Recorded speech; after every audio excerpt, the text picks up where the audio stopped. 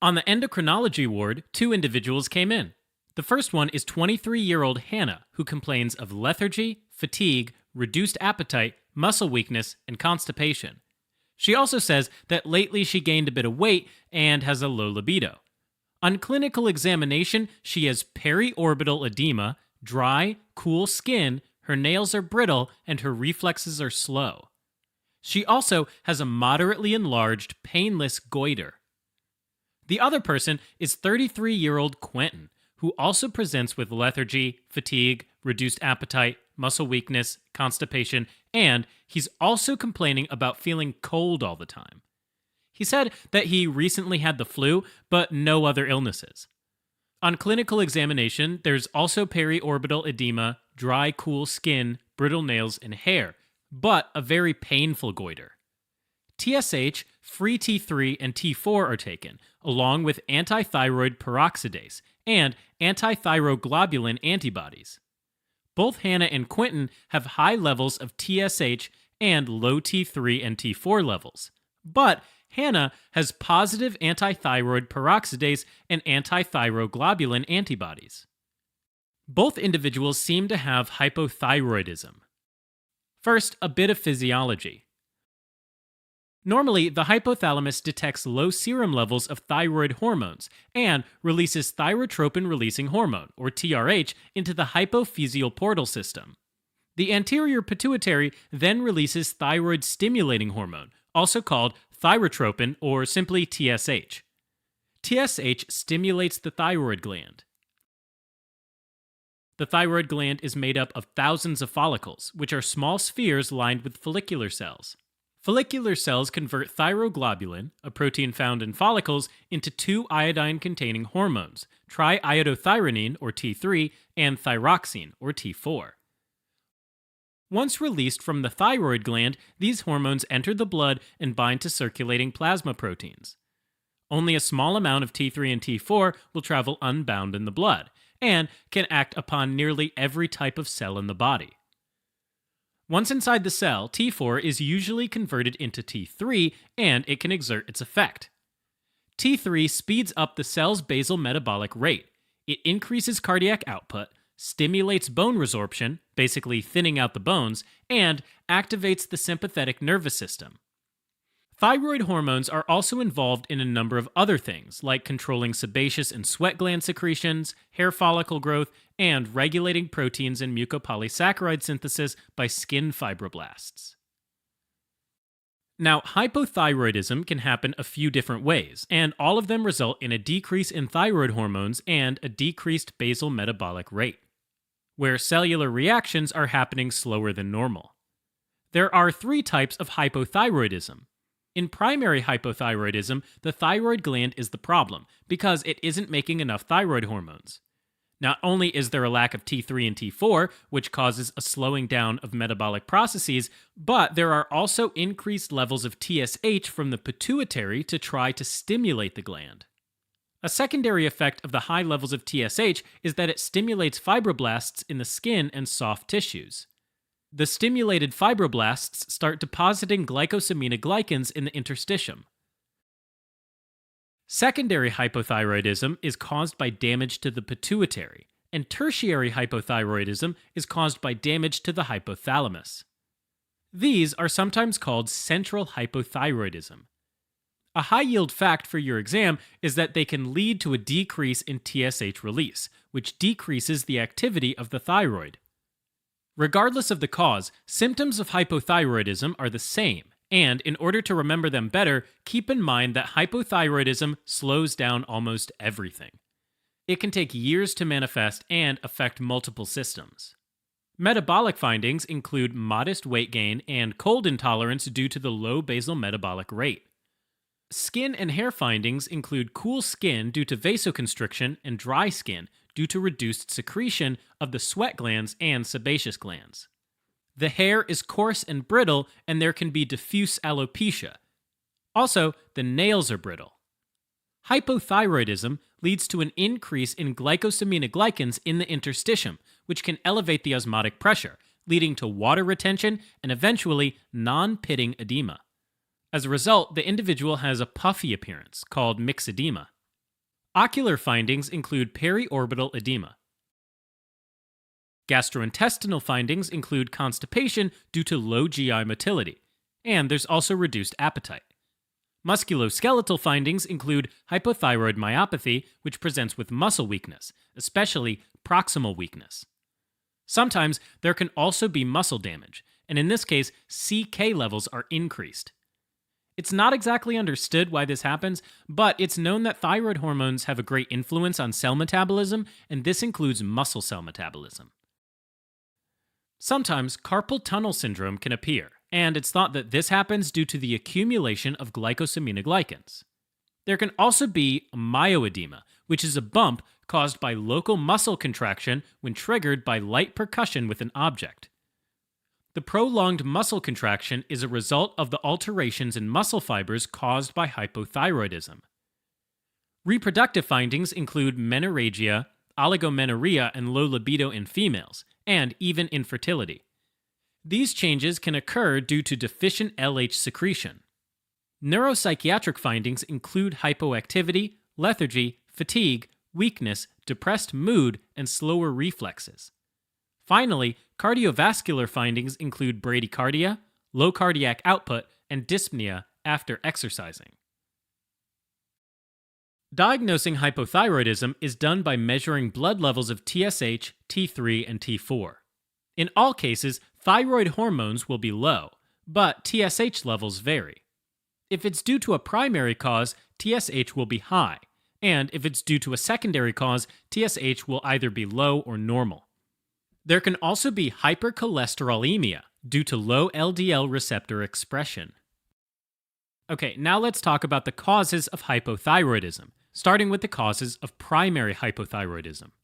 First, there's Hashimoto's thyroiditis, which is the most common cause of primary hypothyroidism in countries that fortify foods with iodine. This is an autoimmune disorder where T cells and autoantibodies like antithyroid peroxidase and thyroglobulin antibodies infiltrate the thyroid. Remember these antibodies because this is very high yield. Now, there is a gene complex involved in the regulation of the immune response, and this is called the human leukocyte antigen system, or HLA system. Interestingly, individuals with Hashimoto's thyroiditis often have specific HLA genes in common with each other, and one that is associated with Hashimoto's thyroiditis is HLA-DR3, which is high yield for your tests. Damage to some parts of the thyroid and the subsequent increase in TSH leads to thyroid hypertrophy and hyperplasia. In other words, the thyroid responds to autoimmune damage by increasing the size and number of healthy follicular cells, both of which causes the thyroid to enlarge.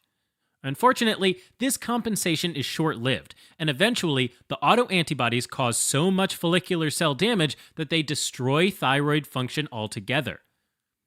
In the beginning, as the follicles rupture, they release a pretty high amount of thyroid hormones, resulting in an initial phase of hyperthyroidism. On histology, with Hashimoto's thyroiditis, there can be Hirtla cells, which are also called oncocytes. These cells arise from the follicular epithelium, have an eosinophilic cytoplasm, and a vesicular nucleus with a large nucleolus. There can also be lymphoid aggregates with germinal centers. On clinical examination, there can be a goiter, which is an enlarged thyroid gland that doesn't cause pain. In individuals with Hashimoto's thyroiditis, there's a higher risk for developing lymphoma. Moving on to subacute granulomatous thyroiditis, also called de Quervain thyroiditis, which is a self-limited condition that often follows a flu-like illness, such as a viral infection. What you must know for your tests is that this is an inflammatory condition where the follicular cells are damaged by inflammation. Its evolution typically has 3 phases. First, there can be hyperthyroidism due to the extra thyroid hormones released by the damaged follicles, followed by hypothyroidism, and then there's the return to normal thyroid function.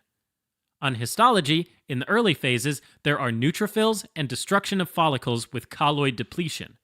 Later on, granulomas that surround the follicles can be seen. On clinical examination, there's jaw pain and the thyroid is very tender.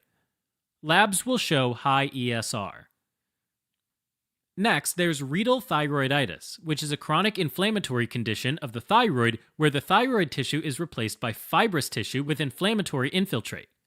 Although the etiology of renal thyroiditis is unknown, it's thought that it's related to systemic conditions that affect immunoglobulin G4, such as autoimmune pancreatitis, retroperitoneal fibrosis, and non-infectious aortitis. Usually, 1/3 of individuals are hypothyroid. Fibrosis sometimes can extend to local structures, like the trachea and esophagus, and due to extension, it can sometimes be mistaken for anaplastic carcinoma. On the clinical examination, there's a fixed, hard, painless goiter. Next, there's postpartum thyroiditis, which is a self-limited thyroiditis that can happen up to 1 year after delivery. The exact cause isn't known, but it's considered to be autoimmune. It can have different clinical presentations, such as transient hyperthyroidism, hypothyroidism, or hyperthyroidism followed by hypothyroidism. On histology, there's a lymphocytic infiltrate with occasional germinal center formation. Next, we have congenital hypothyroidism, also called cretinism, which affects newborns. It can be caused by antibody-mediated maternal hypothyroidism, which is when the maternal antibodies can destroy the newborn's thyroid. Other causes include thyroid agenesis, when the thyroid gland doesn't form at all, or thyroid dysgenesis, which is when the thyroid gland is abnormally formed, and this is also the most common cause of cretinism in the US. Finally, it can be caused by iodine deficiency, or by dyshormonogenic goiter, which is when there's a lack of enzymes for the synthesis of thyroid hormones. Remember that some of the mother's thyroid hormones are passed onto the baby, so symptoms will only manifest after these hormones are gone. These include the 6 Ps: pot-bellied, pale, puffy-faced, protruding umbilicus, protuberant tongue, and poor brain development. Finally, hypothyroidism can be caused by iodine deficiency, and this is common in low-income countries that don't fortify food with iodine. Another cause of primary hypothyroidism is the Wolff-Chaikoff effect.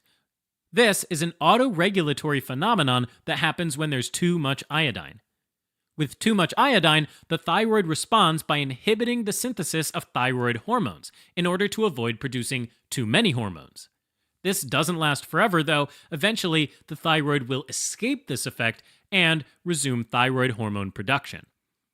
Other causes include medications that decrease thyroid hormone synthesis, like amiodarone, lithium, and sulfonamides. Central hypothyroidism is far less common. Secondary is usually due to an anterior pituitary tumor, or an infarction that damages the gland and prevents TSH production. Tertiary hypothyroidism occurs when there's damage to the hypothalamus, and this can be due to trauma or a lesion that compresses the region, leading to decreased thyrotropin-releasing hormone production. Treatment for all types of hypothyroidism is a thyroid hormone replacement therapy, primarily using levothyroxine, a synthetic T4.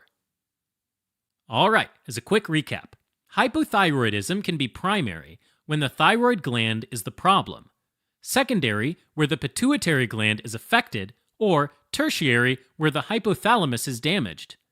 Hypothyroidism can affect multiple systems, causing weight gain, cold intolerance, skin and hair findings, myxedema, periorbital edema, constipation, and myoedema. Reproductive findings are more common in females and include menorrhagia, oligomenorrhea, low libido, and infertility. Neuropsychiatric findings include hypoactivity, lethargy, fatigue, weakness, depressed mood, and slower reflexes. Finally, cardiovascular findings include bradycardia, low cardiac output, and dyspnea after exercising. Diagnosing hypothyroidism is done by measuring blood levels of TSH, T3, and T4. In all cases, thyroid hormones will be low, but TSH level is elevated in primary hypothyroidism. Primary causes of hypothyroidism include Hashimoto's thyroiditis, subacute granulomatous thyroiditis, also called de Quervain, renal thyroiditis, postpartum thyroiditis, and congenital hypothyroidism, also called cretinism, which affects the newborn. Other causes of primary hypothyroidism include iodine deficiency, Wolff-Chaikoff effect, and medications like lithium. Okay, back to our cases. Hannah came in with the classic symptoms and signs of hypothyroidism, like lethargy, fatigue, reduced appetite, muscle weakness, constipation, along with weight gain, low libido, periorbital edema, dry, cool skin, brittle nails, and slow reflexes. Lab tests confirmed primary hypothyroidism because they showed high levels of TSH along with low levels of T3 and T4. She also had a moderately enlarged, painless goiter, and this, along with the positive antithyroid peroxidase and antithyroglobulin antibodies, makes the diagnosis of Hashimoto's thyroiditis. Quentin also presents with symptoms of hypothyroidism, which the labs confirm is primary in nature due to the elevated TSH. However, his goiter is very painful, and, along with his history of a viral infection, the likely diagnosis is subacute granulomatous thyroiditis.